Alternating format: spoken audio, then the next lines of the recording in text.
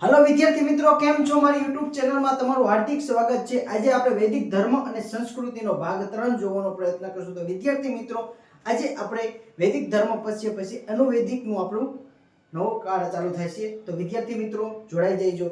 શરૂઆત કરીએ વૈદિક કાલીન અર્થવ્યવસ્થા। એનું ઇકોનોમિકલી મહત્વ વૈદિક કાળમાં કેવું હતું તો એનું આપણે જોવાનું કરશું। આર્યો ઋગ્વૈદિક કાલીન આર્ય પશુપાલક હતા, કારણ કે એ ભટકતું જીવન જીવતા હતા। તેના માટે આપણે કહી શકીએ કે તેઓ પશુપાલક હતા। ગાય ભેંસ ઘેટા બકરા તેઓ પાળતા હતા। બીજું કે વેદકાલીન અર્થવ્યવસ્થામાં ધનવાન જે વ્યક્તિ હોય તો તેના માટે ગોમત કહેવામાં આવતો હતા। શું કહેવામાં આવતો હતો વિદ્યાર્થી મિત્રો? યાદ રાખજો કે ધનવાન વ્યક્તિને શું કહેવામાં આવતો હતો? ગોમત કહેવામાં આવતો હતો। એનો મતલબ એ થાય કે વિદ્યાર્થી મિત્રો જે ધનવાન હશે એના પાસે ગાયો વધારે હશે, એ ઉપરથી માની શકીએ કે શબ્દ આવ્યો છે ગોમત।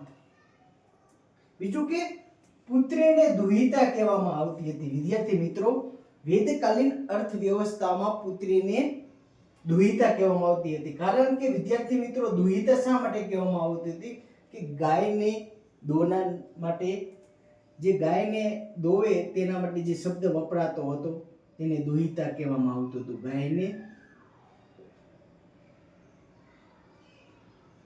તેના માટેનો શબ્દ છે દુહિતા। જે સ્ત્રી ગાયને દોહે તેના દુહિતા કહેવામાં આવતી હતી। બીજું કે યુદ્ધ માટે ગવેષણા શબ્દનો પ્રયોગ થતો હતો। વિદ્યાર્થી મિત્રો યુદ્ધ માટે કયો? ગવેષણા શબ્દ, ગવેષણા યાદ રાખજો, ગવેષણા શબ્દ યુદ્ધ માટે પ્રયોગ થતો હતો। તેનો અર્થ થાય ગાયોની શોધ કરવી। ગાયોની શોધ કરવી એટલે ગવેષણા કહેવામાં આવે છે। ગાયને તમામ ઈચ્છાઓ પૂરી કરવાવાળી કામદા કહેવામાં આવતી હતી। ગાયને તમામ ઈચ્છાઓ પૂરી કરવાવાળી કામદા કહેવામાં આવતી હતી। હાલમાં પણ ગાયનું ખૂબ મહત્વ છે વિદ્યાર્થી મિત્રો। ગાયમાં કહેવાય છે કે 33 કરોડ દેવતાઓનો વાસ છે, દેવી દેવતાઓ। તેઓ જવનો ખોરાકમાં ઉપયોગ કરતા અને ખેતી કરતા હતા।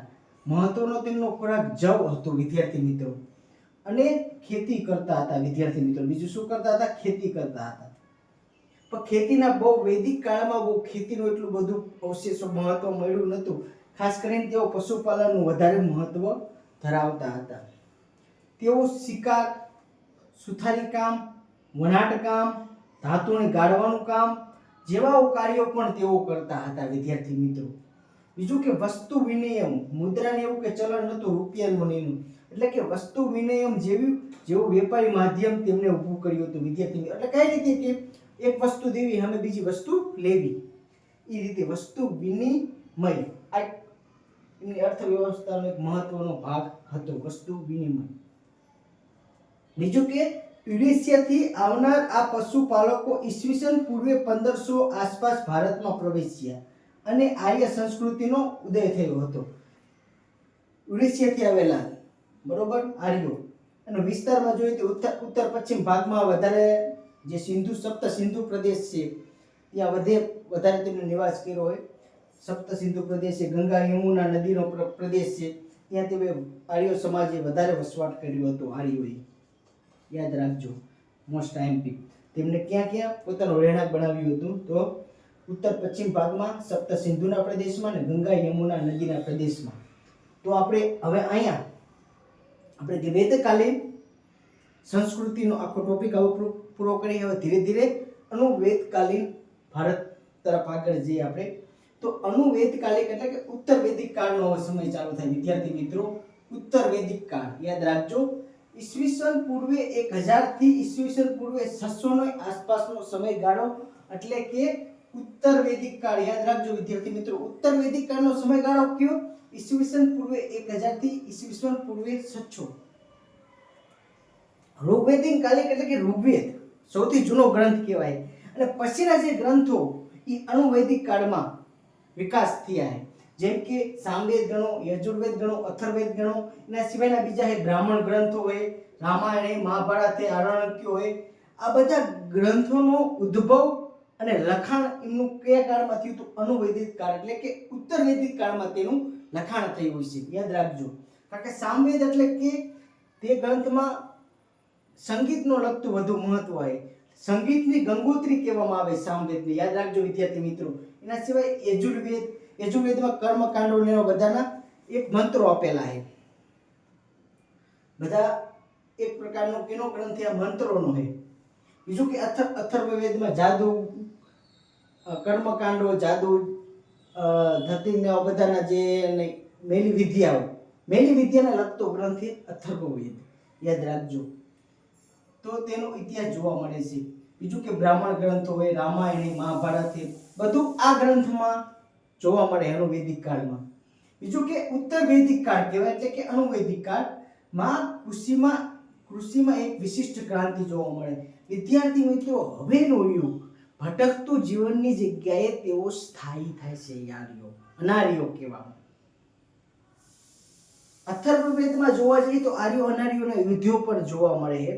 એનું લખાણ અંદર જણાવ્યું કે આર્યો અને અનાર્યો વિશે યુદ્ધ બહુ થયેલા. એમાં એની સંસ્કૃતિ, અમુક અનાર્યોએ આર્યોની અમુક સંસ્કૃતિ લીધી, અમુક સંસ્કૃતિ નથી લીધી, એવું બધું આપણે અથર્વવેદમાં જોવા મળે વિદ્યાર્થી મિત્રો. અને હવેનો યુગ એવો છે, પોતે હવે સ્થાયીકરણ, પોતે જે જગ્યાએ જમીનની લાલસા, એવી ભાવના, વણ વ્યવસ્થા, હવે બધું આ યુગમાં જોવા મળશે. તો વિદ્યાર્થી મિત્રો, ખાસ કરીને જોઈએ તો અનુવૈદિક કાળમાં સમાજ વૈદિક કાળથી અલગ જોવા મળે. કેવો જોવા મળે? વૈદિક કાળથી અલગ જોવા મળે વિદ્યાર્થી મિત્રો. અને બીજું જોઈએ તો વણ વ્યવસ્થાઓ જોવા મળે. ખાસ મોસ્ટ ટાઈમ વિદ્યાર્થી મિત્રો, વણ વ્યવસ્થાઓ ઉત્તર વૈદિક કાળમાં જોવા મળે છે. જ્યારે વૈદિક કાળમાં વણ વ્યવસ્થાનું શબ્દ હતો જ નહીં, વણ વ્યવસ્થા એવું કંઈ હતું નથી. અહીં આપણને વણ વ્યવસ્થા જોવા મળશે. 4 પ્રકારની વણ વ્યવસ્થાઓ વિદ્યાર્થી મિત્રો જોવા મળશે. કેટલી? 4 પ્રકારની વણ વ્યવસ્થા. તેમાં જોઈએ બ્રાહ્મણ, જેનું સમાજમાં ખૂબ મોટું મહત્વ હોય, સમાજમાં ઉચ્ચ દરજ્જો અને પ્રતિષ્ઠા હોય. બ્રાહ્મણ જે સમાજમાં ધર્મ, અભ્યાસ, બધા ગ્રંથ, યજ્ઞો એની સાથે સંકળાયેલો હતો આ બ્રાહ્મણ. બીજું કે ક્ષત્રિય, જે સમાજને રક્ષા કરતો હતો. આનો પણ સ્થાન ઊંચું હતું સમાજમાં, ઉચ્ચ દરજ્જો. જ્યારે વૈશ્ય અને શૂદ્ર બંને ઉત્પાદન કાર્ય સાથે સંકળાયેલા હતા, જેમાં ખાસ વૈશ્ય પશુપાલન અને કૃષિ સાથે સંકળાયેલા હોય, તો વેપાર સાથે તો વૈશ્ય. જ્યારે શૂદ્ર કારીગરી કામ સાથે, મોચી કામ હોય, સુથાર કામ હોય, અલગ અલગ સૈનિક હોય, તો શૂદ્ર એમાં જોડાયેલા હોય. એવી આ 4 વ્યવસ્થાઓમાં આમનું સમાજમાં સ્થાન નિમ્ન હતું. આ બે દ્વારા સમાજમાં તેમનું નિયંત્રણ હતું. તો આ સમાજમાં સ્થાન થોડુંક નિમ્નમાં આવતું હતું એ સમયમાં. આધુનિક ઇતિહાસકારો ભારતમાં લોખંડની શોધથી ઉત્પન્ન થયેલ અર્થવ્યવસ્થા અને સમાજ વ્યવસ્થા આ યુગને માને છે. કારણ કે લોખંડની શોધ થઈ એટલે વિદ્યાર્થી મિત્રો કૃષિ ક્રાંતિનું મહત્વ વધી જાય વિદ્યાર્થી મિત્રો. તો આપણે જાણીએ કે ઇતિહાસકારો માને છે કે આ યુગમાં ખાસ કરીને કૃષિ ક્રાંતિનું મહત્વ વધી ગયું છે. અને એના સાથે સાથે વાસણો, તાંબુ, એવા બધા અલગ અલગ સોનાનું, એવું બધુંનું મહત્વ આ યુગમાં વધી ગયું વિદ્યાર્થી મિત્રો. એટલે લાલસા સાથેનો આ યુગ ચાલુ થયો, અનુવૈદિક કાળ. બીજું કે કુળનું મહત્વ વધ્યું વિદ્યાર્થી મિત્રો. પરિવારની પ્રાથમિક ઘટક છે યુગ. પરિવાર એક પ્રાથમિક ઘટક, એક કુળનું મહત્વ. હું આ કુળનું કહીએ ને આપણે, અત્યારે મહત્વ એ છે, તાણે મહત્વ વધ્યું તો કુળનું મહત્વ. જાતિ, સમાજ પિતૃ સત્તાક સમાજ થઈ ગયો વિદ્યાર્થી મિત્રો. આ સમાજ પિતૃ સત્તાક સમાજ થઈ ગયો. પુત્રની લાલસા વધી, પુત્ર માટેની ઘણી બધી પ્રાર્થનાઓ પણ આમાં લખાયેલી આવી યુગમાં, ગ્રંથોમાં મળી આવી, બ્રાહ્મણ ગ્રંથોમાં. કારણ કે સમાજ પિતૃ પ્રધાન, એટલે કે પિતૃનું મહત્વ વધી ગયું. આમાં પુરુષનું મહત્વ વધી ગયું આ યુગમાં, સ્ત્રીનું મહત્વ ઓછું થઈ ગયું ઉત્તર વૈદિક કાળમાં. જ્યારે આપણે વૈદિક કાળિક સમાજમાં જોયું તો ત્યારે આપણે જોયું સ્ત્રીનું પણ મહત્વ હતું. આ યુગમાં સ્ત્રીનું મહત્વ નહોતું, ઓછું થઈ ગયું, નિમ્ન. બીજું જોઈએ કે બ્રહ્મા વિષ્ણુ અને શિવનું મહત્વ વધ્યું વિદ્યાર્થી મિત્રો. બ્રહ્મા વિષ્ણુ અને શિવનું પણ મહત્વ વધી ગયું આ યુગમાં. ઇન્દ્ર વરુણ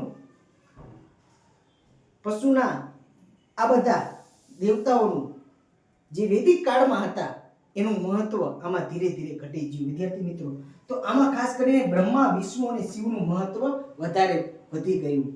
બીજું કે જોઈએ યજ્ઞોની પરંપરાઓ વિકસી અને પશુ બલિ પ્રથા વધી. પશુઓની બલિ જેમ કે અશ્વમેઘ યજ્ઞ અને નાના નાના યજ્ઞ જે વૈદિક કાળમાં થતા હતા તેનું હવે આમાં મહત્વ વધી ગયું. આમાં મોટા મોટા યજ્ઞ થવા માંડ્યા, પશુ બલિ જોવા મળી. તો એ બધા ઉત્તર વૈદિક કાળમાં આપણને જોવા મળે. ખાસ કરીને આર્યો ભટકતા જીવોને અંત આવ્યો અને પોતે સ્થાયી જીવન જીવા મહિના અને પોતાની જમીનની લાલસાઓ વધતી ગઈ અને એના માટે ઘણા બધા યુદ્ધ પણ થતા હતા. બીજું કે રાજાઓ આમાં કેવું હતું કે રાજાઓ સમિતિ દ્વારા જે ચૂંટણી થતી હતી, સભા સમિતિમાં એમની ચૂંટણી રાજાઓમાં વૈદિક કાળમાં થતી હતી કે રાજાનું પદ વંશ પરંપરાગત નહોતું. અહીં એ નાબૂદ થઈ ગયું.